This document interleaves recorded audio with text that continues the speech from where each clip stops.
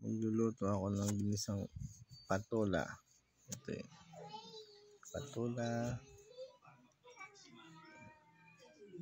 bawang,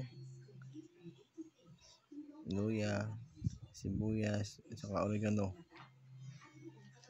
at tanglad, at saka nor. Yan mga ingredients ko. Wala yung walang karne yan, walang ibang gulay lang, tsaka yung nor lang yung pampalasa ko dyan. Tsaka siyempre lagyan ko ng oregano. Yung hobby ko magluto na may oregano. Ayan, asin, siyempre asin lang. Ayan na, isa na tayo. Antayin lang ulit natin yan mag-brown. Ayan, brown na siya. Sibuyas. Antayin lang din ulit natin na mag-brown. Takpan ko lang din yan kasi nakasanayan ko na yun. Mga ilang segundo lang. Tapos open mo yan.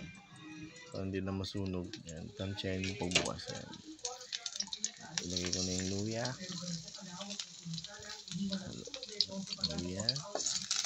Haluin lang ng konti. Haluin lang siya ng konti. Tapos isunod na natin ang dinikdik ko na oregano. Hindi naman pala dinikdik yan, hiniwa-hiwa ko lang maliliit. Subukan nyo yan talaga magluto. May oregano sa mga ganyan lang. May luya. Tapos may na yung tanlad, syempre yung aroma ng tanlad tsaka oregano naghalo yun, tsaka yung ano ng luya. Tinakpan ko lang tapos open ko. Segundo lang yun, ang ilang segundo lang takip ko eh. Ngayon ko na yung ating menu ingredients, yung patola lang malakas. Paborito ng anak ko yan. Halo-haloin na natin. Sama lahat sa gisa.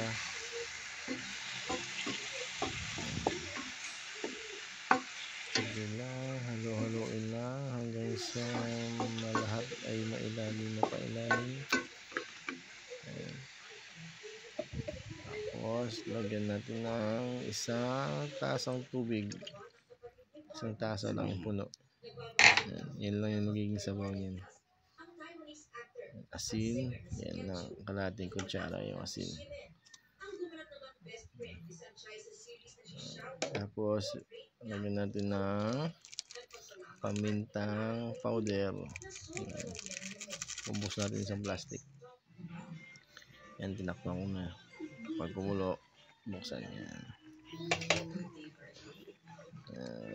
Lagyan natin kalahating nor. Kalahati lang yung nor dyan. Kasi may pangit yung lasa pag buo. Isang buo. Sa isang kutsara, sa isang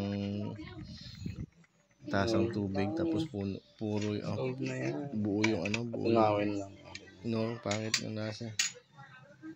Ayan na. Ayan.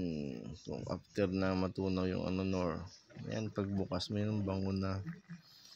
Naghalo-halo na yung bango ng nor, luya, tsaka yung tanglad at oregano. Saglit lang yan. 2, 3. Okay na yan. I-serve na natin yan. I-serve mo na yan. Paborito. Ay, anak ko. Para sa anak ko. Sa akin. Ganyan lang yung ulam namin.